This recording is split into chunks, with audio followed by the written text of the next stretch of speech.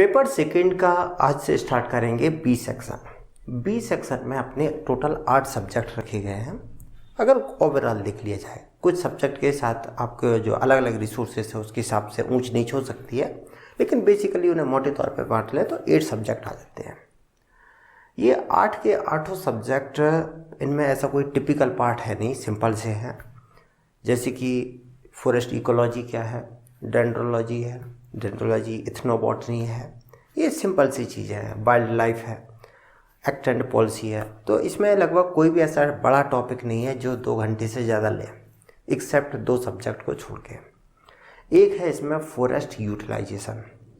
Forest utilisation के जो starting का पार्ट है, जिसे हम लोग वुड साइंस एंड टेक के नाम से समझ लेते हैं, वो तो ठीक ठाक है, आसान सा पार्ट है, उसमें ज़्यादा रट्टा मार चीज़ें नहीं है, अगर समझ लो तो काम चल जाता है। लेकिन जो पीछे का पार्ट है, जैसे कि उसमें फॉरेस्ट प्रोडक्ट्स के बारे में बात की जाती है कि जैसे गम ईल्डिंग प्लांट्स हैं, रेजिन ईल्डिंग प्लांट्स हैं, इनको रट्टा मारना है। ये एक जो बायोलॉजिकल बैकग्राउंड के हैं, जैसे कि जूलॉजी से है, जूलॉजी से है या बॉटनी से है, उन्हें थोड़े आसान चले जाते हैं क्योंकि उनकी हैबिट में होते हैं इस टाइप के साइंटिफिक नेम को रट्टा मारना। लेकिन जो इंजीनियरिंग बैकग्राउंड्स हैं या इस टाइप के बैकग्राउंड्स हैं, जिन्हें इस टाइप के बाइनोमियल नोमेनक्लेचर के जो नाम होते हैं, यानी कि ये नाम जो है साइंटिफिक नेम है, इन्हें कभी रट्टा में नहीं मारा है, तो उन्हें ये टिपिकल होता है, हेडेक हो जाता है उनका। वैसे ही एक टिपिकल सब्जेक्ट और है, वो है अपना फॉरेस्ट प्रोटेक्शन। फॉरेस्ट प्रोटेक्शन तो अच्छा है, आसान सब्जेक्ट है, हो जाता है, जो भी 2-3 घंटे लगे आपको।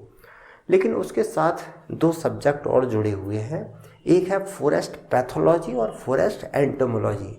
उसमें भी इंसेक्ट पेस्ट है, उनके साइंटिफिक नेम है, या कीड़े मकोड़े हैं जो फॉरेस्ट के जंगल के हैं, या फंजाई या बैक्टीरिया है, इनके साइंटिफिक नेम है, जो बीमारियां क्रिएट करते हैं जंगली पेड़ों को। तो जब इनकी ये साइंटिफिक नेम वाले आते हैं, ये एक टिपिकल पार्ट आ जाता है। तो एक एक करके समझेंगे, उनमें भी देखेंगे कि कहाँ अपन आराम से इंजीनियर्स कर सकते हैं, जहाँ चीज़ें आसानी से हैंडल हो जाए, और जो चीज़ें टिपिकल जा रही हैं अगर उन्हें छोड़ भी दें तो काम चल जाता है अपना। अब ये जो 8 सब्जेक्ट है, अब जैसे कि हर सेक्शन इम्पोर्टेंट है, हर सेक्शन में जो क्वेश्चन आने हैं, 4 क्वेश्चन आने हैं, वैसे ही इसमें 4 आने हैं। बस ये है कि इसमें कंपेयर टू जो बॉटनी का पार्ट है, जैसे कि फॉरेस्ट इकोलॉजी हम लोग कॉमन सा पार्ट है इसमें, तो ये आपके जो जीएस का पेपर है उससे लिंक हो जाता है। इसी में जो वाइल्ड लाइफ है और जो फॉरेस्ट एक्ट एंड पॉलिसी है, वो भी आपके जीएस के पेपर से लिंक हो जाता है। तो इसलिए इसे बेटर है, इसे ठीक से समझें, इसे ठीक से कर लें, तो आपका जो जीएस का पेपर है उससे ओवरलैपिंग हो जाएगी, तो उसकी प्रिपरेशन भी आपकी हो जाती है। अपना जो सिलेबस है इसमें स्टार्ट कर लेते हैं। अपना पहला सब्जेक्ट है अपना फॉरेस्ट इकोलॉजी। फॉरेस्ट इकोलॉजी का ये रहा अपना सिलेबस। इसमें एक तो है कि भाई फॉरेस्ट इकोलॉजी क्या है, फिर इस सिलेबस में है कि ये फिजियोलॉजी ऑफ स्ट्रेस इन्वायरमेंट, जिसमें ड्राउट है, कोल्ड हार्डनेस है, यही है, ड्राउट हार्डनेस है, वाटर लॉगिंग है, सैलिनिटी, एल्कलिनिटी, मतलब जो स्ट्रेस इन्वायरमेंट है उसमें इनकी किस टाइप से फिजियोलॉजी चलेगी। Forest types in India, conservation of forest ecosystem और क्लोनल पार्क्स, ये अपना सिलेबस है। अब इस सिलेबस में अपना जो स्टार्टिंग का है फॉरेस्ट इकोलॉजी, ये आपके ना तो नोट्स में दिया गया है और ना ही यहाँ पर ज़्यादा कुछ डिस्कस करने वाले हैं। उसके पीछे रीज़न ये है कि आप लोग जनरली प्रीलिम पहले से निकालते हो, मेंस में डायरेक्ट तो मेंस है नहीं, तो प्रीलिम्स के टाइम पे ऑब्वियसली बहुत कुछ इन्वायरमेंट में पहले से ही पढ़ लिखे होते हो। इतना पढ़ा होता है कि इकोलॉजी क्या है, इकोसिस्टम क्या है, बायोस्फीयर क्या है, अल्फा बीटा गामा डाइवर्सिटी क्या है, जो अपने इकोलॉजिकल पिरामिड्स हैं वो क्या है, पिरामिड्स के टाइप क्या है। तो यही चीज़ें हैं, उन्हें घिस-पिट के उन्हीं को कॉपी पेस्ट मार करके आपके 20-50 पेज और बढ़ा देते, कोई फ़ायदा निकलता नहीं है। और फिर फाइनली आपको जो आपका जीएस का पेपर है उसके लिए आपको इन्वायरमेंट वैसे भी पढ़नी पड़ती है, तो ये ओवरलैपिंग हो जाएगा आपका एफर्ट। तो बेटर है आप जो जीएस के लिए पढ़ेंगे उसी से पढ़ लें। मोस्ट प्रोबेबिलिटी आप में से ज़्यादातर लोगों ने ये जो शंकर की आती है इन्वायरमेंट, इसी को रेफ़र किया होगा, या फिर इससे बेटर भी रिसोर्सेज हैं, तो आपने अगर उन्हें पढ़ा है तो ज़्यादा बेटर है, कोई दिक्कत नहीं। जहाँ से भी आपने पढ़ा वहाँ से जो कॉमन सी चीज़ें हैं कि जैसे इकोलॉजी क्या है, उसके टाइप क्या है, इकोसिस्टम उसके टाइप, इकोलॉजिकल पिरामिड के जो अलग अलग कैटेगरी के अंदर जो टाइप्स हैं उनको, उसकी एक particular definition, carbon sequestration, carbon capturing, ये सारी जो चीज़ें हैं उन्हें आप वहाँ से रेफ़र कर लें। यहाँ पर देख लेते हैं कि आखिर हम लोग इनमें से क्या क्या पढ़ने वाले हैं। तो देखो इसका तो कोई ज़्यादा मुद्दा है नहीं, लेकिन फिर भी यहाँ पर हमें बेसिक तो समझना था केवल ये अपना कॉलोनियल पार्क्स। मैं पहले आपको केवल इसी को बताने वाला था, लेकिन बेटर है कि पिछले साल के जो क्वेश्चंस हैं इनसे उन्हें भी यहाँ पर डिस्कस कर लेंगे कुछ को। तो जैसे कुछ चीज़ें तो हैं जिन्हें हम लोग पहले कर चुके हैं, वहाँ उन्हें तो डिस्कस करने का कोई अपना यहाँ पर्पज है नहीं। जैसे कि इकोलॉजिकल सक्सेशन, जो फॉरेस्ट सक्सेशन है, क्लाइमैक्स वगैरह है, तो ये हम लोग सिल्वीकल्चर में देख चुके हैं फॉरेस्ट सक्सेशन वाले चैप्टर में।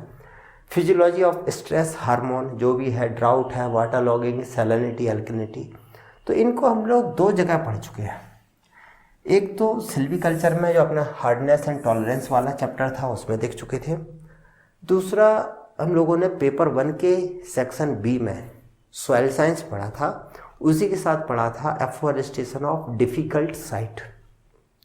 उस सब्जेक्ट में भी हम लोगों ने जैसे सैलिनिटी, अल्कलिनिटी है, इनको देख लिया था। वाटर लॉगिंग वाली कंडीशन है उसको भी देख लिया था। तो वहाँ पर भी ये इस टाइप से थोड़ी बहुत कंटेंट वहाँ आया था। तो ये चीज़ों में ज़्यादा कुछ बचता नहीं है। फॉरेस्ट टाइप्स इन इंडिया, इसे भी हम लोग सिल्वीकल्चर में काफ़ी अच्छा खासा डिटेल में देख चुके हैं।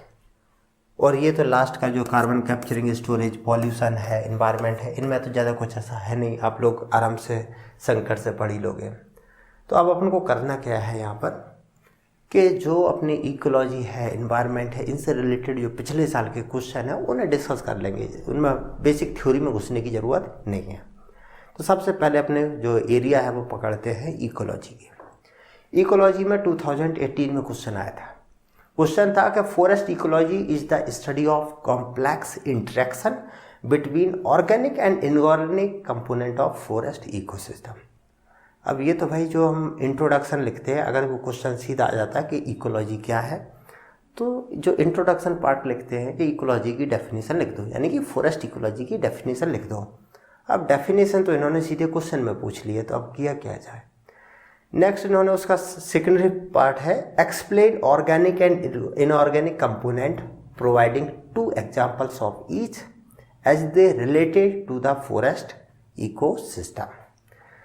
तो यहाँ पर देखना है, सबसे पहले तो हमें लिखना पड़ेगा इकोलॉजी की डेफिनेशन जैसा कुछ पार्ट तो हम लिख लेते हैं कि भाई फॉरेस्ट इकोलॉजी क्या है, बस है तो यही। तो यहाँ पर इन्होंने जैसे स्टडी लिख दिया है, तो हम लोग यहाँ पर ट्राई करेंगे कि हम यहाँ साइंटिफिक स्टडी लगे, कुछ तो अपनी तरफ से खुरापाती करना पड़ेगा। तो forest ecology is the study of complex interaction between organic and inorganic component. तो हम लोग क्या कर देंगे, forest ecology is the scientific study of interaction among. अब ऑर्गेनिक को क्या कर दें, हम लोग कर देंगे फॉरेस्ट फ्लोरा, फोना and ecosystem with its surrounding abiotic और फिजिकल इन्वायरमेंट। तो जो उसने है घूम फिर के हमने वही लिख दिया, लेकिन एक है उससे थोड़ा ठीक ठाक लिख रहा है। तो ये तो हो गया अपना इंट्रो वाला पार्ट। अब ये बात कर रहा है कि ये है ऑर्गेनिक और इनऑर्गेनिक कंपोनेंट हैं जो इकोसिस्टम के, उनके बारे में बताइए भाई। तो अब हमने भाई अभी तक क्या पढ़ा, बायोटिक और अबायोटिक फैक्टर तो पढ़े हैं, लेकिन ये ऑर्गेनिक इनऑर्गेनिक वाली चिड़िया नहीं सुनी है। तो ये है क्या, कुछ अलग चीज़ नहीं है। जो अपने बायोटिक हैं, यानी कि जो भी लिविंग थिंग्स हैं, चाहे मैं हूँ, आप हो, कोई प्लांट है, यानी कि चाहे वो एनिमल्स हो या प्लांट्स हो, वो सब के सब कार्बन से बने हैं और वो सब के सब ऑर्गेनिक है। तो जब वो आपसे ऑर्गेनिक कंपोनेंट बोल रहा है, यानी कि वो बायोटिक कंपोनेंट की बात कर रहा है। और अगर वो इनऑर्गेनिक की बोल रहा है तो वो अबायोटिक कंपोनेंट की बात कर रहा है। अब आप जानते हो कि बायोटिक कंपोनेंट क्या है, अबायोटिक कंपोनेंट क्या है। आपके जो स्टडी मटेरियल है उसमें अभी इन्हें दोनों को दे दिया गया है अलग अलग में, इन्हें देख लेना, बायोटिक और अबायोटिक। तो इस क्वेश्चन में ऐसा कुछ बचता नहीं है, सिंपल सा क्वेश्चन था। नेक्स्ट देखते हैं अपना इकोसिस्टम का, फॉरेस्ट इकोसिस्टम। अब इकोसिस्टम बोल रहे हैं, फॉरेस्ट इकोसिस्टम है, सेम सी थिंग है। इकोसिस्टम एक बड़ा पार्ट है, वो अलग अलग एरिया का हो सकता है। ग्रासलैंड का इकोसिस्टम हो सकता है, मैराइन का हो सकता है, फॉरेस्ट का हो सकता है, टेरेस्ट्रियल हो सकता है, स्पेस का हो सकता है। यहाँ पर फॉरेस्ट इकोसिस्टम की बात की जा रही है। तो यहाँ पर सबसे पहले देखेंगे अपनी डेफिनेशन कि आखिर ये इकोसिस्टम क्या होता है। इकोसिस्टम मतलब अपने जो भी है, सपोज मैं इस कमरे में हूँ, तो यहाँ के जो बायोटिक और जो अबायोटिक कंपोनेंट हैं वो आपस में एक अजीब टाइप से इंटरेक्ट करते हैं और ये जो इंटरेक्शन है वो इस वे में किया जाता है कि उनकी एक जो सपोर्टिव सिस्टम है, चाहे वो एनर्जी हो या मास हो, उसका ट्रांसफ़र का एक कम्युनिकेशन, एक पूरा सिस्टम खड़ा हो जाता है। इस सिस्टम की स्टडी है वो है अपना इकोसिस्टम, यानी कि sum of all the biotic abiotic component of a particular geographical area collectively called ecosystem, या geographical area interacting with each other in a way that form a way of system is called ecosystem. अब यहाँ पर बात की गई है forest ecosystem की। Definition आपसे इकोसिस्टम की नहीं पूछी गई है, डेफिनेशन पूछी गई है आपसे फॉरेस्ट इकोसिस्टम की। तो अब फॉरेस्ट इकोसिस्टम को क्या किया जाए, कुछ नहीं है, लिखेंगे तो हम यही, बस इसमें करना क्या है कि जब यहाँ से बायोटिक वाली बात की जाए तो बायोटिक में हम क्या कर देंगे, plant, animal, insect, paste, microbes, इस टाइप की लंबी चौड़ी बात फेंक देंगे, या प्लांट लिख दो या यहाँ पर ट्री लिख दो, जो भी इच्छा हो तुम्हारी वो लिख दो। और जब यहाँ पर नॉन लिविंग या अबायोटिक की बात की जाए तो फिर वहाँ पर लिख दोगे air, light, water, temperature.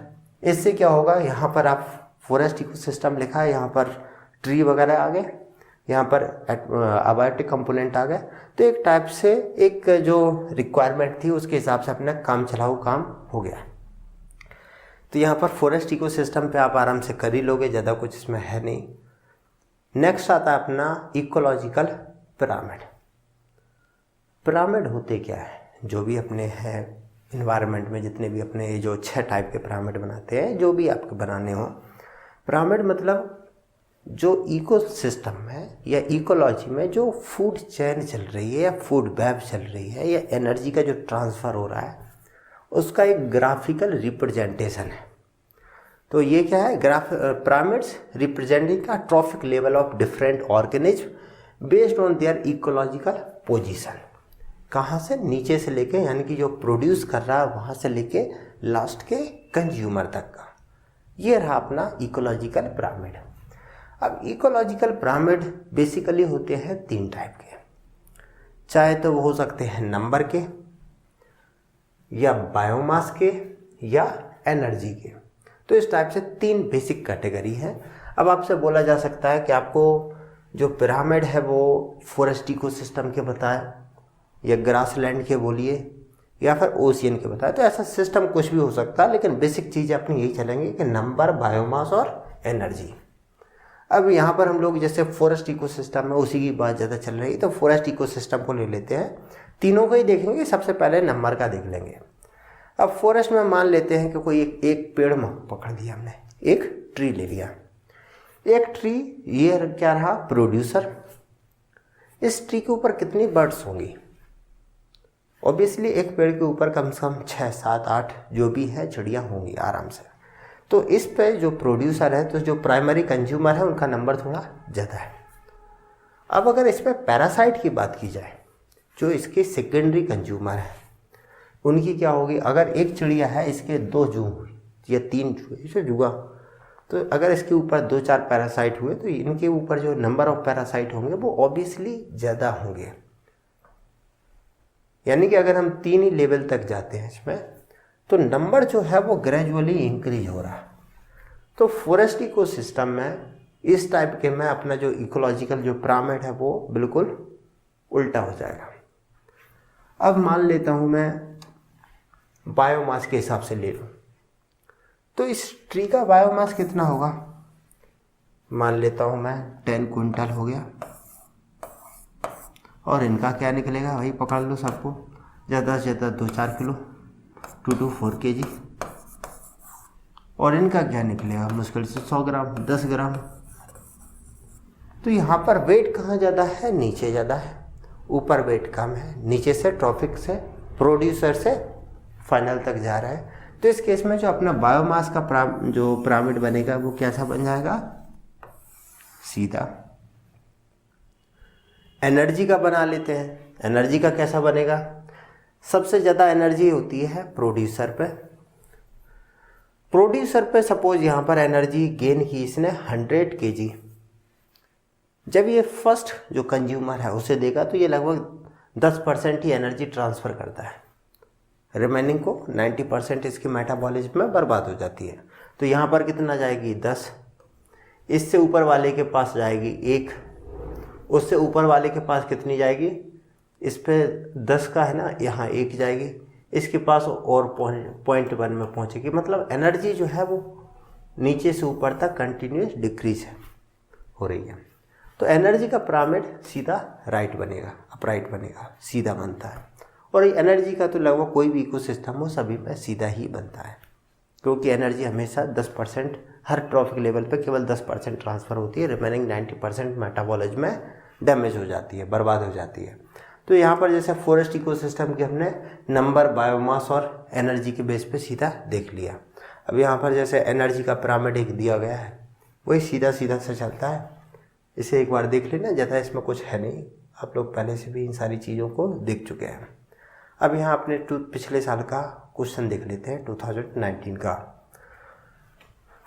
What are ecological pyramid, कि भाई ये इकोलॉजिकल पिरामिड हैं क्या, डिफरेंट टाइप्स लिखिए इनके, explain different types, mention the implication of concept of ecological pyramid in understanding forest ecosystem.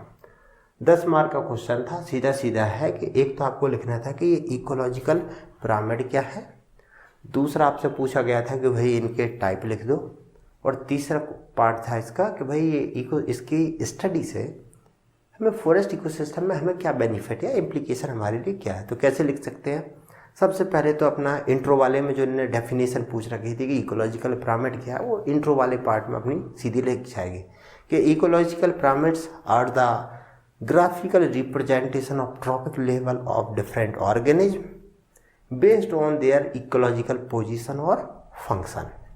ठीक है, from producer to final consumer. अब बात आती है इनके टाइप्स की, तो हम टाइप्स यहाँ बस मैंने सिंपल सा लिखा है।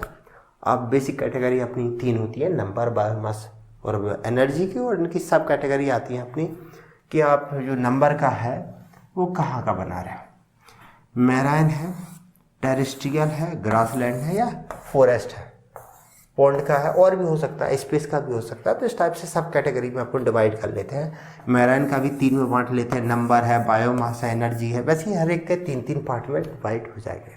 तो इस टाइप से इसकी सब कैटेगराइज करके बहुत सारे इसके टाइप बन जाते हैं। अब बात आता है इसका क्वेश्चन का अपना लास्ट वाला पार्ट कि आखिर ये जो फॉरेस्ट इकोसिस्टम है इसकी स्टडी करने से हमें क्या इम्प्लीकेशन है। तो पहला तो यह है कि ये जो इकोसिस्टम के अंदर बहुत सारे जो ऑर्गेनिज्म हैं वो आपस में एक दूसरे से कैसे इंटरेक्ट करते हैं, कैसे लिंक हैं, इसकी स्टडी से हमें इनके बीच के जो सिस्टम है वो समझ में आ जाता है। इससे हेल्प क्या होती है कि जैसे बहुत सारी स्पीसीज आज के टाइम पे ग्लोबल वार्मिंग, क्लाइमेट चेंज में एक्सटिंक्ट हो रही है। क्यों हो रही है? क्योंकि उनका फूड सिस्टम डिस्टर्ब हो रहा है, जो हैबिटेट है वो डैमेज हो रहा है। अगर हमें ये सिस्टम समझ में आ रहा है कि स्पीसीज आपस में कैसे लिंक हैं, कैसे एक स्पीसीज का एंड होने से 4-5 स्पीसीज एक्सटिंक्ट हो जाती हैं, अगर हमें ये सिस्टम समझ में आ रहा है तो हम उन की स्पीसीज को, जिन्हें बोलते हैं की स्टोन स्पीसीज, हम उन की स्टोन स्पीसीज को प्रॉपर वे में आइडेंटिफाई कर पाएंगे, उन्हें प्रोटेक्ट कर पाएंगे, जिससे रिमेनिंग जो स्पीसीज हैं उनका एक्सटिंक्शन को रोका जा सके। और ये केवल यहीं पर नहीं होगा, मीन्स केवल एनिमल्स पे नहीं है, ट्री स्पीसीज भी है, उन पे भी हेल्प हो जाती है इसमें। तो इस टाइप से हम उनको समझ सकते हैं। सेकंड है, इससे हम जो अपने इकोसिस्टम है उसको जो फ्रेजाइल बोलते हैं कि हमारा इकोसिस्टम फ्रेजाइल है, उसको और ज़्यादा स्टेबिलिटी प्रोवाइड करवा सकते हैं।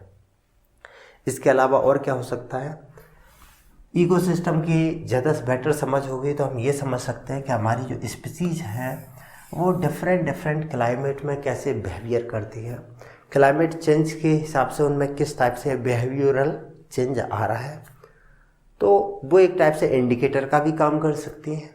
दूसरा, उनमें जो समस्याएं खड़ी हो रही हैं, सिस्टम को अगर समझ रहे हैं कि कैसे वो समस्याएं खड़ी हो रही हैं, तो उनको अगर प्रॉपर वे में रोका जाए तो इन्हें बचाया जा सकता है। फूड चेन को समझ सकते हैं कि आखिर ये कैसे वर्क करता है। तो अगर हम इकोसिस्टम, देखो कार्बन सिक्वेस्ट्रेशन करना है तो वो फाइनली डायरेक्ट या इनडायरेक्टली इकोसिस्टम में के थ्रू ही फिक्स होता है। तो अगर हम इसे बेटर वे में समझते हैं तो कार्बन सिक्वेस्ट्रेशन को कैसे और प्रमोट किया जाए, कैसे हम कार्बन सिक्वेस्ट्रेशन की स्पीड को बढ़ा सकते हैं, ये यहाँ पर हमें हेल्प कर सकता है। तो कार्बन सिंक या कार्बन स्टोरेज में ये हेल्प कर देगा। नेक्स्ट है, अगर हमें न्यू सोर्स ऑफ फूड है, मेडिसिन है, टिम्बर, फाइबर है, इन सारी चीज़ों को भी चाहिए, तो हमें उस सिस्टम को देखना ही पड़ेगा कि कहाँ कहाँ हमें कुछ गेन हो सकता है क्या। वाइल्ड लाइफ में भी वही है, ये तो ट्री स्पीसीज का एंगल हो गया, वाइल्ड लाइफ का भी एंगल हो गया कि भाई हमें जो स्पीसीज बिहेवियर है उसे समझने में आसानी होती है। क्यों कोई एक पर्टिकुलर वाइल्ड एनिमल किसी पर्टिकुलर वाइल्ड एनिमल को ही कंज्यूम कर रहा है, क्यों वो सबको नहीं कर रहा है। जो टाइगर है, वो जो हिरण है, डियर है, उन्हीं पे क्यों अटैक कर रहा है, सांभर है या अदर जो स्पीसीज है उन पे क्यों कम कर रहा है। तो उसकी जो बिहेवियर है उन चीज़ों को समझने में आसानी हो जाती है। इसका एक सबसे बड़ा बेनिफिट ये होता है इन्वेसिव स्पीसीज को कंट्रोल करने में, क्योंकि ये जो इन्वेसिव स्पीसीज है ये धीरे धीरे अपने जो फॉरेस्ट इकोसिस्टम है उसमें इंट्रोड्यूस होती रही, इनफिल्ट्रेट होती जा रही हैं। तो इन पे हमारे पास कंट्रोल का कोई मैकेनिज्म निकल पा रहा है कि आखिर इन्हें कंट्रोल कैसे करें। क्योंकि अगर मैकेनिकली करें जाए, फॉरेस्ट डिपार्टमेंट से बोल दिया डेली भाई सुबह निकलने का है, 20 पेड़ उखाड़ के फेंक देना है, तो कहाँ तक करोगे, कितना करोगे, वो एक लिमिट के बाद वो नहीं हो पाता है। तो हम लोग चाहते हैं कि अगर बेटर तरीके से इन चीज़ों को समझें, तो जो बायोटिक तरीके हैं जिसके थ्रू हम ये स्पीसीज को कंट्रोल कर सकें, तो इस हिसाब से जैसे कोई इन्वेसिव स्पीसीज है, उस पर कोई एक पर्टिकुलर इंसेक्ट है, वो इसको पे अटैक करता है और इसको ख़त्म कर देता है। तो ये जो इंसेक्ट है जो इस स्पीसीज पर अटैक करता है, वो इंसेक्ट का क्या इकोसिस्टम है, उसके सपोर्टिव सिस्टम, इकोसिस्टम मतलब उसको जो सपोर्ट करने वाला सिस्टम है वो कैसे काम करता है। तो हमें वो सिस्टम डेवलप करना पड़ेगा, तब उस इंसेक्ट की पॉपुलेशन डेवलप होगी, और जब उसकी पॉपुलेशन बढ़ेगी तो स्पीसीज जो है वो ख़त्म हो जाएगी। तो इस टाइप से ये सारी चीज़ें हमें यहाँ पर हेल्प कर देती है। फॉरेस्ट रिसोर्स को अगर हमें सस्टेनेबल मैनर में मैनेज करना है या यूटिलाइजेशन करना है, तो वहाँ पर भी ये चीज़ हमें हेल्प कर देती है। तो ये तो रहा कि इकोसिस्टम की स्टडी से हमें क्या इम्प्लीकेशन है या हमें क्या फ़ायदे मिल सकते हैं उसमें। सिमिलर क्वेश्चन 2017 में भी आया था कि Garg 1988 describe the ecological pyramid as a graphical representation of relationship between trophic level of an ecosystem explain with the help of neat diagram. तो लगभग सिमिलर सी चीज़ें थी, वही चीज़ों को ठोक पीट के आगे पीछे करके कर दोगे आप। नेक्स्ट अपना एक छोटा सा मुद्दा आ जाता है पॉल्यूशन पे, इसे भी देख लेते हैं। बेसिकली क्वेश्चन ही देखना है, growth and productivity of forest plants are affected by different type of air pollutants, what are those, suggest suitable remedies. यहाँ पर मैं ज़्यादा चीज़ें नहीं डिटेल करूँगा, आप लोग एयर पॉल्यूशन के टाइप्स क्या हैं, एयर पॉल्यूशन क्या है, टाइप्स कैसे हैं, क्या चलते, ये सारी चीज़ें पहले से ही देख चुके हैं। बस यहाँ पर यही देखेंगे कि आखिर एयर पॉल्यूशन जो है वो अपने फॉरेस्ट स्पीसीज को कैसे इम्पैक्ट करता है, या फॉरेस्ट को ना बोल सकते हैं, सीधे प्लांट को कैसे डैमेज करता है। आप उसका एनिमल एंगल भी ले सकते हैं, लेकिन मैं केवल प्लांट एंगल तक बता देता हूँ आपको। सिमिलर क्वेश्चन ये पहले भी आया था 2011 में, what are the effect of particulate air pollutants on regeneration of a forest ecosystem.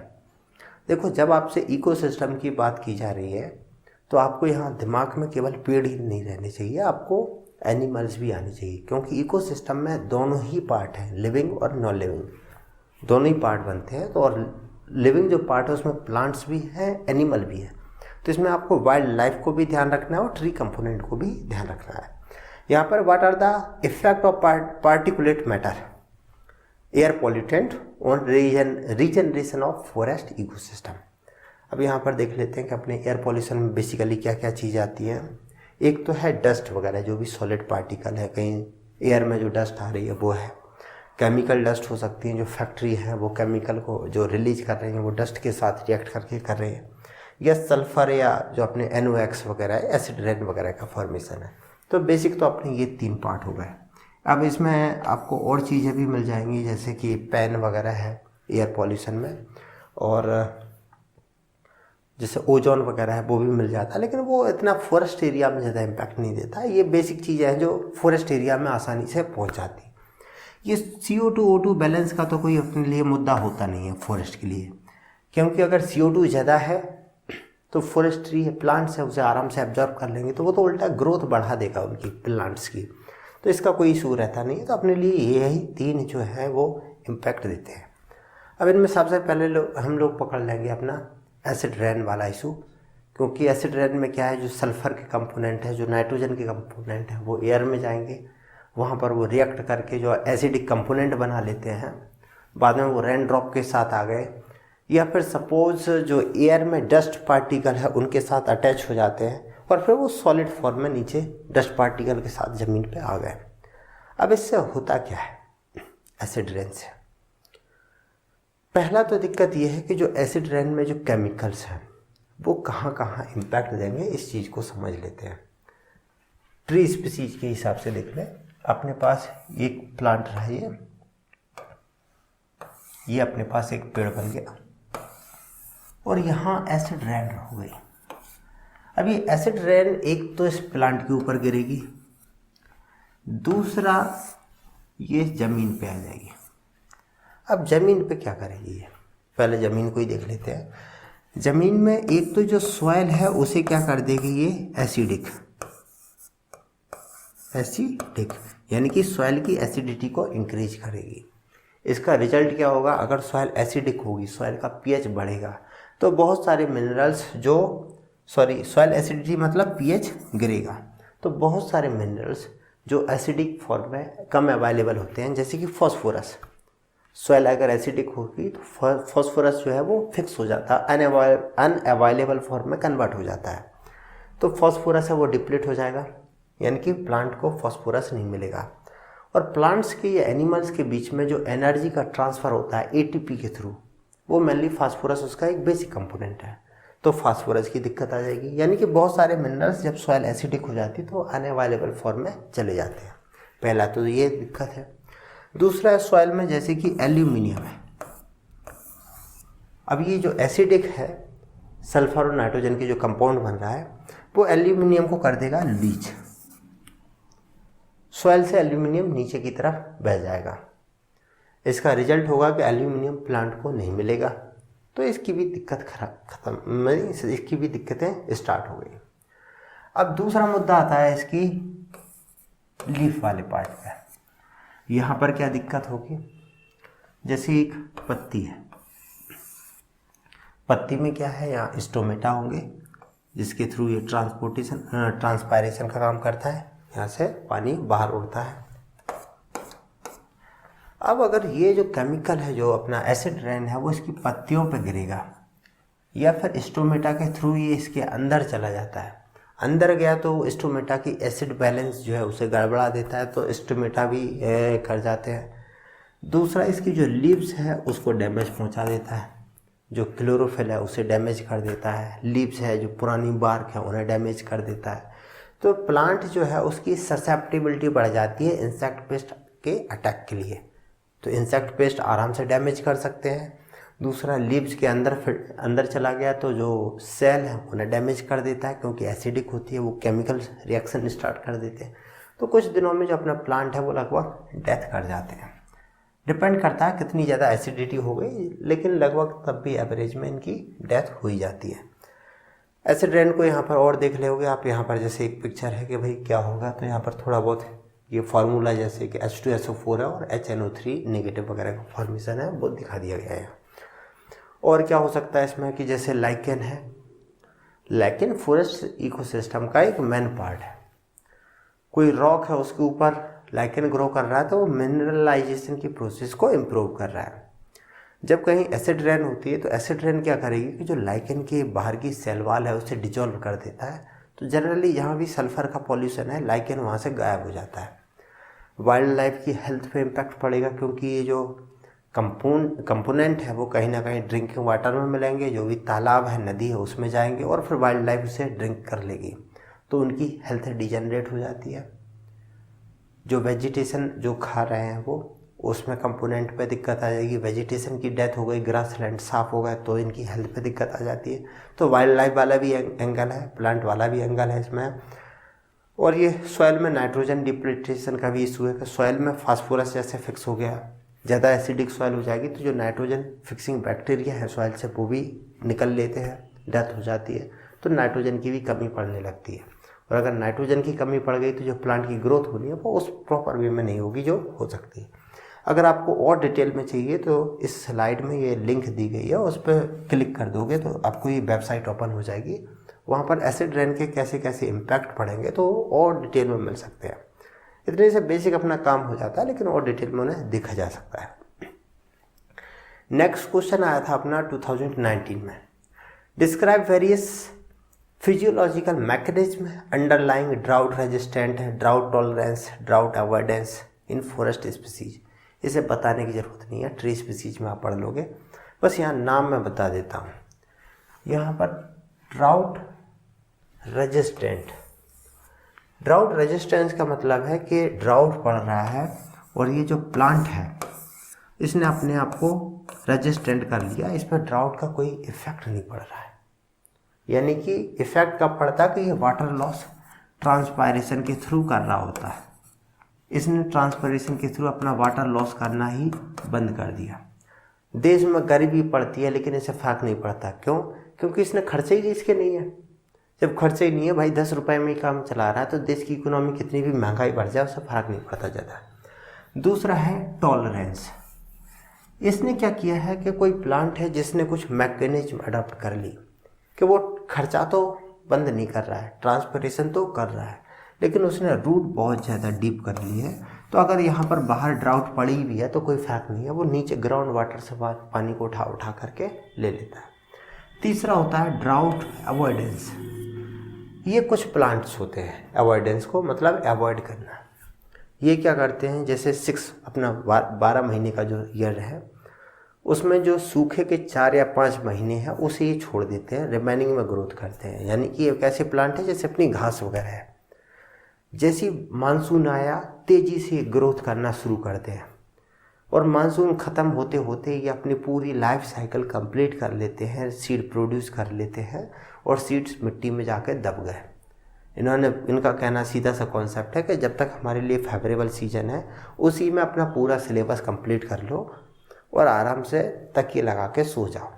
Drought आता रहेगा जाता रहेगा, जैसे ही फिर मानसून आएगा अपना फिर से सिलेबस शुरू। तो इस टाइप का ड्राउट अवॉइडेंस वाला है। क्वेश्चन की बस टर्मिनोलॉजी है, रिमेनिंग चीज़ें हम लोग पहले डिस्कस कर चुके हैं तो उनका ज़्यादा इशू अपने लिए है नहीं। ज़्यादातर चीज़ें हम लोगों ने सिल्वीकल्चर का जो अपना हार्डनेस टॉलरेंस है उसमें देख लिया था, या फिर कुछ चीज़ अपनी थी क्लाइमेटिक एडाप्टिक फैक्टर वगैरह वहाँ पर भी आ गई थी, या फिर एफोरेस्टेशन ऑफ डिफ़िकल्ट साइट तो वहाँ पर कुछ चीज़ें लिंक हो गई थी, तो वहाँ पर पहले देख चुके हैं, तो इसमें ज़्यादा और देखने की ज़रूरत है नहीं। नेक्स्ट अपना टॉपिक आएगा फॉरेस्ट कम्युनिटी। इसे हम लोगों ने जनरली अपनी जो बुक्स होती हैं वहाँ नहीं पढ़ा होता है, या फिर आप लोग अगर पीडी शर्मा आप लोगों में से किसी ने पढ़ी हो इकोलॉजी एंड एनवायरनमेंट, वहाँ पर ये चीज़ मिल जाती है। तो इसलिए क्योंकि आप ट्रेडिशनल बुक में जो अपनी यूपीएससी की है, सिविल की है, उनमें नहीं है, तो इसलिए आपके स्टडी मटेरियल में भी इसे दिया गया है। अब फॉरेस्ट कम्युनिटी का मतलब है कि आपके पास कोई फॉरेस्ट एरिया है, वहाँ की कैसी कम्युनिटी है, वेजिटेशन। कम्युनिटी का मतलब आपको जानते ही हो कि एक पॉपुलेशन है, दूसरी पॉपुलेशन नहीं, काफ़ी पॉपुलेशन मिला करके एक कम्युनिटी बनेगी। जैसे आपकी कॉलोनी की कम्युनिटी है तो कॉलोनी कम्युनिटी में क्या होंगे, ह्यूमन बीइंग भी होंगे, डॉग हैं, काऊ है, जो भी जानवर हैं वो भी हैं, कबूतर हैं, कौवे हैं, जो भी है, बर्ड्स वगैरह भी हैं, एयर में जो बैक्टीरिया हैं वो भी है। तो ऐसी डिफरेंट पॉपुलेशन जो है वो एक साथ मिलकर के एक कम्युनिटी का फॉर्मेशन करेंगे।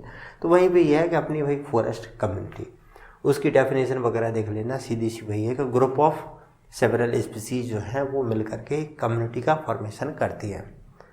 अब कम्युनिटी के जब स्टडी करते हैं तो यहाँ पर कुछ और टर्म आते हैं, जैसे एक आता है इकोलॉजिकल एम्पलीट्यूड। एम्पलीट्यूड का मतलब होता है कि आप कितने स्ट्रेस को झेल सकते हो। कोई भी स्पीसीज है वो एक पर्टिकुलर इकोलॉजिकल एम्पलीट्यूड में ही रहती है, इसे अपन बोलते हैं रेंज ऑफ टॉलरेंस। बस रेंज ऑफ टॉलरेंस ही है इकोलॉजिकल एम्पलीट्यूड। ये कुछ लंबा चौड़ा कुछ है नहीं, शब्द भले ही ऐसा है हाथी जैसा, लेकिन ये है कहीं दम कुछ नहीं है इसमें। इकोलॉजिकल एम्पलीट्यूड मतलब किसी भी एक रेंज जिसमें वो स्पीसीज आसानी से ग्रोथ कर लेती है। जैसे अगर हम ऊंचाई के हिसाब से देखें, अल्टीट्यूड के हिसाब से देखें, तो जैसे डुग्लास फिर है, वो मान लेता हूँ मैं कि यहाँ पर 1200 मीटर हाइट से लेकर के 1800 मीटर अल्टीट्यूड की हाइट तक ये ग्रो करता है।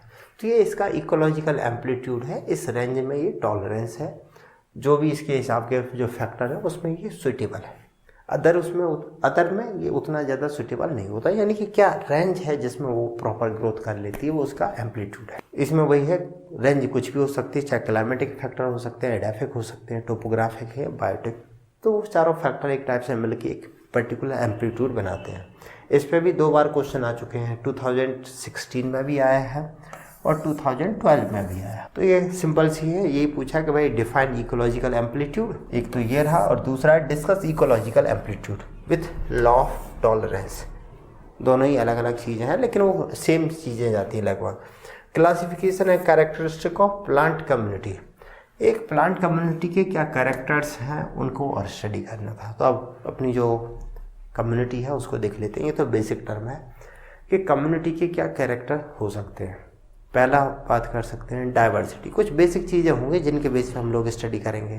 तो उनमें पहला पॉइंट आ जाता है अपना स्पीसीज डाइवर्सिटी, कि यहाँ की कम्युनिटी की डाइवर्सिटी कितनी है, यहाँ की कम्युनिटी की डाइवर्सिटी कितनी है। दूसरा आता है कि उनके जो ग्रोथ फॉर्म है, स्ट्रक्चर कैसी है, डोमिनेंस, क्योंकि कम्युनिटी जो है तो उसमें कुछ स्पीसीज हैं जो डोमिनेंट रोल में होंगी, कुछ रिसेसिव रोल में होंगी। हर कम्युनिटी का अपना एक लेवल होता है। फॉरेस्ट की जो कम्युनिटी की बात की जाए तो जो जैसे कि हम लोगों ने यूपी की देखा था, वहाँ पर रिट्रोग्रेसिव सक्सेशन चल रहा है, यानी कि वो थोड़ा सक्सेशन से पीछे चले गए हैं। कहीं की आपको कम्युनिटी ऐसी मिल सकती है जो क्लाइमैक्स है या पोस्ट क्लाइमैक्स लेवल की है, तो उसका हर कम्युनिटी का एक अपना लेवल ऑफ सक्सेशन होगा, उसके अपने ट्रॉफिक लेवल हो सकते हैं। जैसे यहाँ पर एक पिक्चर है, एक कम्युनिटी का ही है कि आप देख लो कि ये भाई अगर वर्टिकल देखना है आपको तो यहाँ समझ सकते हैं भाई यहाँ पर फ्लोरा ये है, सबटरेनियन क्या है, यहाँ पर ग्रासेस होंगी, अंडर सरब होंगे, ये ट्री की कम्युनिटी कैसी होगी। या फिर आप इसे अल्टीट्यूड के हिसाब से भी अलग अलग एरिया में बांट सकते हो। तो इस टाइप से अपनी कम्युनिटी को बेसिक कर देते हैं। कम्युनिटी की जो क्लासिफिकेशन है ये तो अपना नॉर्मल सा आता है। यहाँ पर 2 कैरेक्टर और आते हैं, 2 कैरेक्टर के बेस पे और करते हैं। जैसे हम लोग इस टाइप से क्लासीफाई करें जो कम्युनिटी है जिसका क्वांटिफिकेशन किया जाए, तो क्वांटिफिकेशन कर जाए तो उसे हम बोलते हैं एनालिटिकल कैरेक्टर, क्वांटिफिकेशन या क्वालिटिफिकेशन। तो यहाँ पर क्वांटिटेटिव कैरेक्टर यानी कि उसका क्वांटिटेटिव के क्वांटिफिकेशन किया गया है क्वांटिटेटिव कैरेक्टर के बेसिस पे। और नेक्स्ट देखेंगे क्वालिटेटिव कैरेक्टर। तो क्वांटिटेटिव में हम देख लेंगे फ्रीक्वेंसी, डेंसिटी, बेसल एरिया, वो सिंपल सी चीज़ है, टर्म है। बेसल एरिया के हिसाब से देख लेंगे एक कम्युनिटी का फॉरेस्ट कवर कितना है, दूसरे का कितना है, इसका बेसल एरिया यानी कि टोटल ग्रोविंग स्टॉक कितना है, इसका कितना है। तो कम्युनिटी को हम उनके क्वांटिफिकेशन से बांट सकते हैं कि ये कम्युनिटी बहुत बेटर है, बहुत डेवलप है, ये थोड़ी कम है, ये बहुत हल्की है। तो इस हिसाब से भी हम कर लेते हैं। इस पर भी क्वेश्चन आया था 2013 में, describe the quantitative character of plant community. Next अपना क्वालिटेटिव, क्वालिटेटिव मीन्स क्वालिटी के बेस पे, जैसे कि उसकी स्ट्रेटिफिकेशन है। एबंडेंस, एबंडेंस मतलब कितने प्रेजेंट है वहाँ पर नंबर में। सोशिएबिलिटी, कितने प्लांट्स जो है वो एक दूसरे से कितने ज़्यादा इंटरलिंक्ड है। लाइफ फॉर्म, लाइफ फॉर्म को आगे की स्लाइड में देख लेंगे। फिनोलॉजी का मतलब होता है जो उसकी एक्सटर्नल अपीयरेंस है उसकी स्टडी करना। तो ये क्वांटिटेटिव है, इन्हें देख लेना, ज़्यादा कुछ इसमें है नहीं ऐसा कि समझाने वाली चीज़ें हों। क्वेश्चन वही है कि इकोलॉजिकल एम्पलीट्यूड क्या है, describe classification and character of plant community. तो जब classification and character of plant community बात है तो कैरेक्टर कौन से होंगे, क्वालिटेटिव और क्वांटिटेटिव दोनों ही लिखना है आपको। Discuss ecological amplitude and law of tolerance in context of which they are generally used. तो दोनों ही इकोलॉजिकल सक्सेशन के में भी आ जाते हैं या फिर यहाँ पर रेंज ऑफ टॉलरेंसी वाले में आ जाते हैं। इसमें ज़्यादा तो है नहीं। एक अपना नेक्स्ट चैप्टर आ जाता है आइडेंटिफिकेशन ऑफ प्लांट स्पीसीज। ये एक अपना सब्जेक्ट आता है टैक्सोनॉमी, उसके अंदर आता है। टैक्सोनॉमी पूरी एक ब्रांच है बॉटनी की, फॉरेस्ट्री में भी आ जाती है, जिसके अंदर हम बेसिकली 3 काम करते हैं। पहला है प्लांट को आइडेंटिफिकेशन करते हैं, यानी कि सपोज आप जंगल में गए, कोई प्लांट मिल गया तो आप पकड़ के ले आए उसे। फिर हम देखते हैं कि इसके कैसे कौन कौन से कैरेक्टर हैं अपन के जो नोन प्लांट्स हैं उनसे मिलते हैं। हो सकता है कि इस प्लांट को मैं नहीं जानता हूँ लेकिन लोग इसे जानते होंगे, इसका एक पर्टिकुलर साइंटिफिक नेम दे रखा होगा। तो सबसे पहले उसको आइडेंटिफाई करते हैं कि क्या हमारे रिकॉर्ड में ये प्लांट है। अगर मिल गया तो फिर कोई दिक्कत नहीं, उसका सीधा सीधा नाम दे दिया और रिजर्व करके रख लिया, जिससे हमें फ्यूचर में भी कभी ज़रूरत पड़े तो देख लें।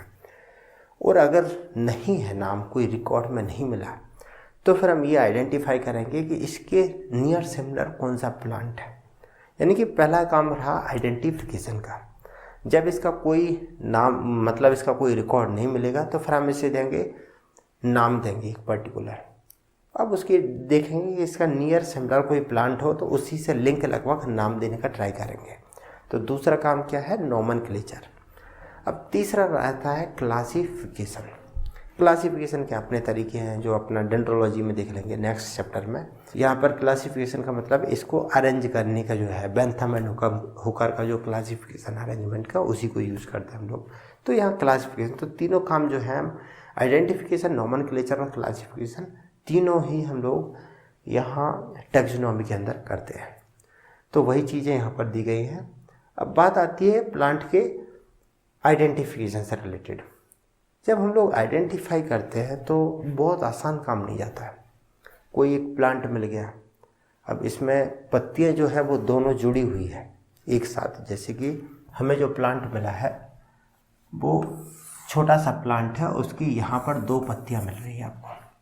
या फिर सपोज यहाँ पर एक ऐसी छोटी सी ब्रांच निकलती है और यहाँ पर 3 पत्तियां निकलती है और यहाँ पर भी 3 पत्तियां निकलती है। अजीब सा प्लांट मिल गया आपको। अब इसको कैसे आइडेंटिफाई करोगे? तो इसका एक पुराना तरीका हुआ करता था की का।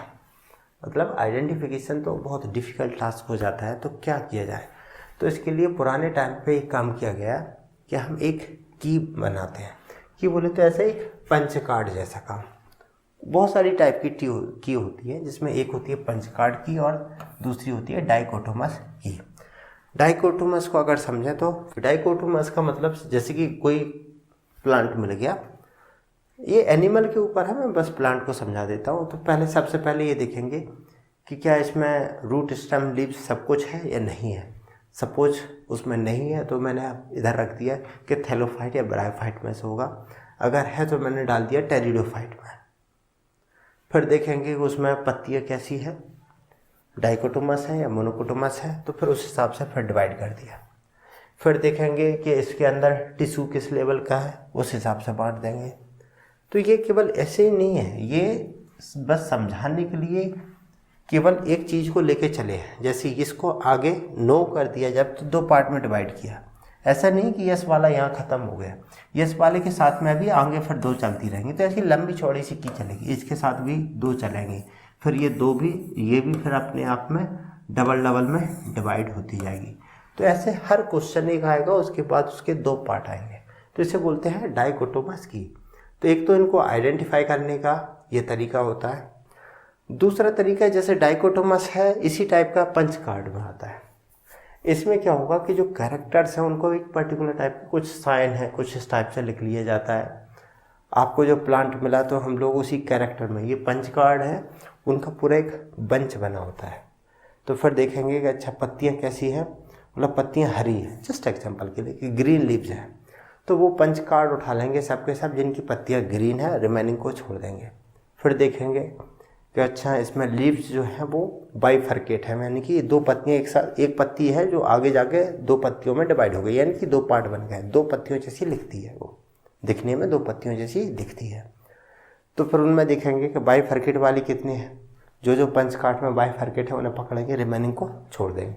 तो इस टाइप से सॉर्ट आउट करते करते जाते हैं। सिंपल वे में ऐसे ही समझा जा सकता है, एक्चुअल तरीके में थोड़ा वेरिएशन है। तो ये की क्या होती है, बस की टर्म समझ लो कि हाँ भाई ऐसा कुछ होता है, काम खत्म है अपना। नेक्स्ट जो अपना आज के जो वीडियो में जो अपन को बेसिक डिस्कस करना था वो था अपना क्लोनल पार्क। इस पर लास्ट ईयर भी क्वेश्चन आया था कि भाई इसके फीचर और इम्पोर्टेंस क्या है क्लोनल पार्क के, और एक था describe the role of clonal park in forestry with example. देखो होता क्या है, क्लोन आप जानते हो, क्लोन का मतलब है कोई भी प्लांट है उसके आपने जेनेटिकली कुछ क्लोन बना लिए, ख़त्म काम। अब ये क्लोन के साथ क्या किया जाए, एक काम है इसे लेबोरेटरी में डेवलप कर लिया आपने, इसको जो भी फील्ड है एक्सपेरिमेंट है उन्हें दे दो, बाद में उसे फील्ड में इंट्रोड्यूस कर दिया जाए। या फिर दूसरा तरीका ये है कि जैसे मेरे पास सपोज पैसा आ जाता है और मैं चाहता हूँ कि कोई अच्छा खासा प्रोजेक्ट चलाया जाए और एक भयंकर टाइप का, बहुत ही एडवांस टाइप का प्लांट स्पीसीज डेवलप की जाए। तो मैं क्या कर सकता हूँ, ऑस्ट्रेलिया से 4-5 क्लोन मंगा लिए, अमेरिका से 4-5 क्लोन मंगा लिए, 2-3 इजराइल से है, 4-5 चाइना से है, तो ऐसे 20-25 क्लोन मंगा लिए किसी पर्टिकुलर एक स्पीसीज के। जैसे यूकेलिप्टस ही ले लो, सभी से 20-25 क्लोन मंगा लिए। अब मैं इतने सारे क्लोन्स को एक साथ मंगा तो लिए, अब मैं ये चाहता हूँ कि ये क्लोन जो मंगाए हैं इन पे एक्सपेरिमेंट जो करना है वो ऐसा नहीं कि आज मंगा लिए, यूज करे और इन्हें थ्रो आउट कर दिए। इन पे जो रिसर्च करना है वो लंबे टाइम तक करना है। और जब एक बार 6 क्लोन मैंने ऑस्ट्रेलिया से मंगाए तो उन्हें पैसे देने पड़े। एक क्लोन का अगर 1 करोड़ दिया तो 6 करोड़ के आसपास मनी दे दी, रॉयल्टी वगैरह जो भी देनी पड़ी, तो पैसे गए हैं। तो फिर मैं क्या करूँगा, मैं अपने पास एक बड़ा सा फार्म देखूँगा।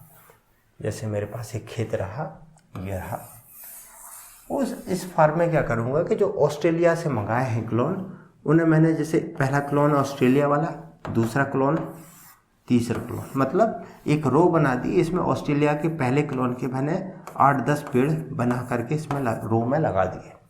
दूसरे क्लोन के 8-10 पेड़ मैंने यहाँ पर लगा के बना दिए, तीसरे क्लोन के यहाँ लगा दिए। तो इससे क्या होगा, इस टाइप से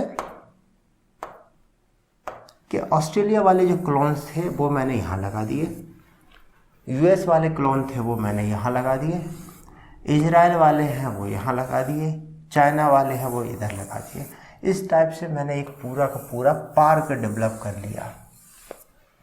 और पार्क में है क्या, डिफरेंट टाइप के जो हमारे क्लोन्स थे उनका एक स्टोरेज की तरह मैं काम कर रहा हूँ। तो बस ये हो गया हमारा क्लोनल पार्क। अब आपसे अगर ये बोला जाए कि भाई इसके क्लोनल पार्क्स के फीचर क्या हो गए, वो सीधा सा है कि यहाँ पर जो हमने जेनेटिकली सुपीरियर जो जीनोटाइप ने कलेक्ट किया है, या फिर लेबोरेटरी में भी हम लोग बनाते हैं, तो उसका बनाया जो है, जो मैंने लेबोरेटरी में डेवलप की है कोई नई स्पीसीज, उसको भी तो हमें प्रिजर्व करके रखना है, कितने दिन तक उसमें लेबोरेटरी में रहेगी। तो उसे इस टाइप के पार्क में लगा देते हैं जिससे वो लंबे टाइम तक संरक्षित रहे। तो इस टाइप की हाई जो जेनेटिकल जो सुपीरियर जीनोटाइप है उसे हम प्रोटेक्ट कर लेते हैं। नई डेवलप वैरायटी है उन्हें वहाँ पर लगा लेते हैं। कोई रो टू रो जैसी भी लगाना है तो फीचर में है तो वो तो एक तो स्पीसीज के ऊपर लिख लेंगे, दूसरा हम ये लगा लेंगे कैसे पैटर्न में लगाते हैं। तो इस टाइप से 2-3 पॉइंट अपने बन जाएंगे, तो अपना आराम से फीचर वाले पिलर को कंप्लीट कर सकते हैं। इम्पोर्टेंस क्या है, चाहे हमें फ्यूचर में ब्रीडिंग का काम करना हो, ट्री इम्प्रूवमेंट का काम करना हो, तो यही एज ए सोर्स का काम कर सकते हैं। ऐसी स्पीसीज जिनको हमें कंजर्वेशन की ज़रूरत है उनके लिए कंजर्वेशन का सोर्स हो सकता है कि वहाँ पर हम उसे कंजर्व कर सकते हैं। तो एक टाइप से कंजर्वेशन का काम हो गया। कोई जेनेटिक रिसोर्सेज जीन है, फॉर एग्जांपल के लिए सपोज मुझे कोई ऐसा ट्री स्पीसीज बनाना है जो फायर रेजिस्टेंट हो, तो फायर रेजिस्टेंट के लिए ज़रूरी है कि मेरे पास कोई ऐसा ट्री हो जिसमें वो फायर रेजिस्टेंट वाले जीनोटाइप हो।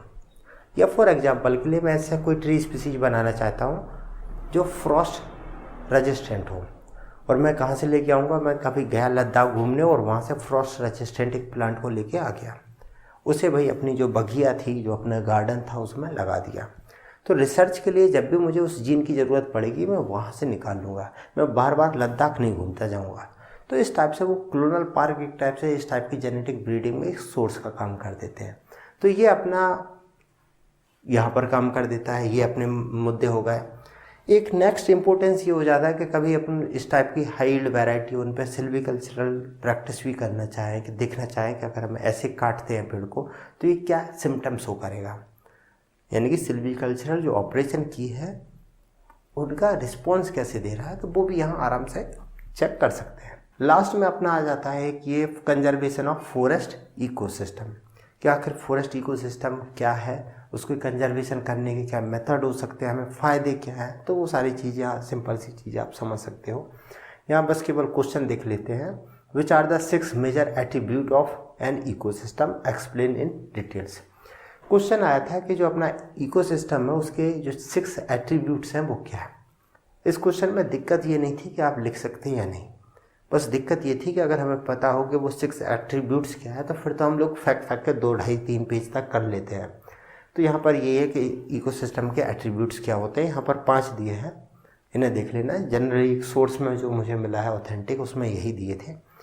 इसमें यही है कि जैसे अपना पहला है स्ट्रक्चर के बेस पे, तो स्ट्रक्चर में क्या आएगा, बायोटिक और अबायोटिक कंपोनेंट, तो उनकी स्लाइड ये दी हुई है। एक है अपना फंक्शन के बेस पे, तो फंक्शन के बेस पे यहाँ पर दिया गया है। अगर आपको और डिटेल में है तो ये लिंक है, इस लिंक पर क्लिक करोगे तो ये और डिटेल में चीज़ें आ जाएंगी। इसमें ज़्यादा ऐसी चीज़ें कुछ है नहीं अपनी। लास्ट में एक आता है रोंकियर का क्लासिफिकेशन।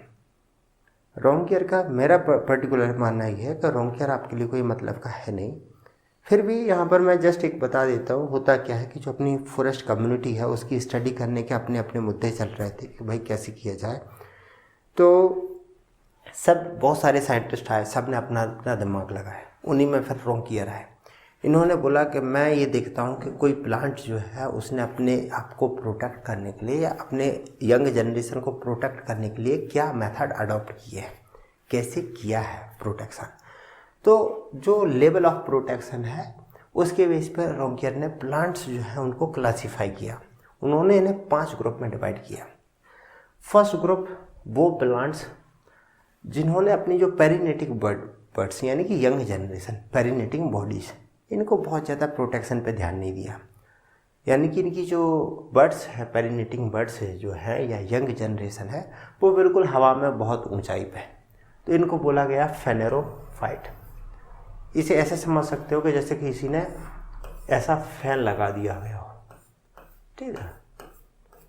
दूसरे प्लांट्स जो बिल्कुल नज़दीक हो ज़मीन पे, उन्हें बोलते हैं कैमियोफाइट। कुछ और ऐसे हैं जो सब सरफेस पे हो, इन्हें बोलते हैं हेमीक्रिप्टोफाइट। इसके बाद और आएंगे हेमीक्रिप्टोफाइट, क्रिप्टोफाइट, फेनेरोफाइट है, कैमियोफाइट है, हेमीक्रिप्टोफाइट है, क्रिप्टोफाइट है, और लास्ट में आते हैं थियोफाइट। ठीक है, इन्हें ये तो थियोफाइट का सीधा सा कॉन्सेप्ट है कि अगर फेवरेबल सीजन है तो उसी में ग्रोथ करते हैं, एंड फेवरेबल में ये उस रीजन को छोड़ ही देते हैं। यहाँ पर फिर अपना ये बायोलॉजिकल फाइटोक्लाइमेटिक, हाँ ये बायोलॉजिकल स्पेक्ट्रम। अब इन्होंने क्या किया कि ये जो प्लांट्स 5 कैटेगरीज हैं, इनको इन्होंने एक स्पेक्ट्रम फॉर्म में दिया। जैसे हम लोग ये डिवाइड करते थे ना पाई चार्ट, ये पाई चार्ट बना दिया। तो बस इन्होंने कुछ नया तीर नहीं मारा, इन्होंने इस टाइप का एक पाई चार्ट बना दिया और ये बता दिया कि भाई कौन से कितने कैटेगरी में। जैसे जो पहली कैटेगरी है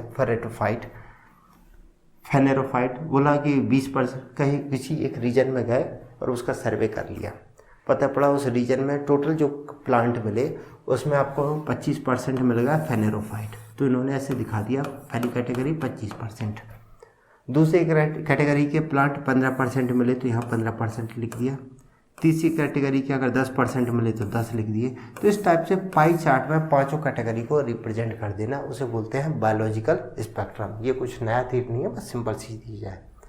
तो यहाँ पर जनरली अपनी इकोलॉजी वाली चीज़ें कंप्लीट हो गई हैं। कुछ अपने बच्चे कुछ क्वेश्चन और हैं, जैसे कि कार्बन सिंक है, कार्बन जो है उससे साइकिल है, उससे रिलेटेड है। या फिर नीचे है ecological, economical, social and cultural value of forest क्या है। तो फॉरेस्ट में जो स्टार्टिंग में सिल्वीकल्चर में वहाँ पर उसकी इंपॉर्टेंस क्या, उन्हें देख ही सकते हो।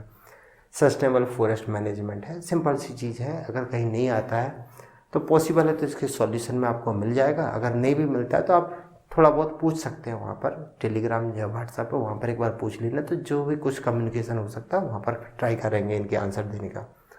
इसमें तो इतना ही है, ज़्यादा इसमें कोई कॉम्प्लेक्स चीज़ें मुझे लगी नहीं है कि ऐसा है।